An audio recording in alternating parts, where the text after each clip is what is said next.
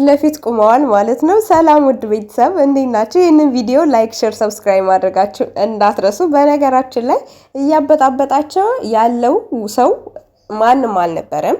ብዙ እየተናገረች ያለችው እየረበሻችሁ ያለው ሰው አብርሽ ነበረ እያለች ነው። በአብርሽ ምንም አይነት ምክንያት አታድርጉ። እነዚህ ሴቶች ወደው ፈቅደው ነው ከሱ ጋር የሆኑት። ሌላ ወንድ የለም የተባሉ ያክል ማለት ነው። እንዴ እሱ የያዘው የተለየ ነገር ነው እንዴ?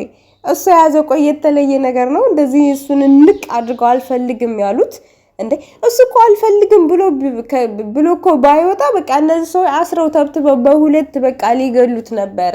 እውነት ግን አንዳንዴ ቆም ብዬ ሳስበው እውነት አለው እሱ ለራሱ ማለት ነው። በስተመጨረሻ እንግዲህ ብዜ ልታስማማቸው ፊት ለፊታቸው ቆማለች። ይስማሙ አይስማሙ በስተመጨረሻ የምናውቀው ነገር የለም። ምክንያቱም ነገ ከነገ ወዳ ያው ነው የሚሆኑት። ነገ ከነገ ወዳ ደግሞ እሱም ተመልሶ ይመጣል። አሁን እሱ አዲስ ህይወት ያስፈልገኛል፣ አዲስ ሰው ያስፈልገኛል ብሎ ነው ትቶ ይሄደው። ግን ደግሞ በቃ ተመልሶ እንደሚመጣ በጣም እርግጠኛ ነኝ ማለት ነው። ሁለቱ ላሞችዬ ግን እንደዚህ አንድ ላይ ስትታዩ በጣም ነው የምታምሩት። ለእናንተ የተሻለ ነገር ይገባቸዋል። ስለዚህ ነቃ ነቃ ደንገጥ በሉ። ከህይወታችሁ ግን በራሱ ፍላጎት ነው የወጣው ይሄ ሰውዬ። ባይወጣ ኑሮ በቃ ህይወቱን ሲኦል ነበር የምታደርጉበት ብዬ ነው የማስበው።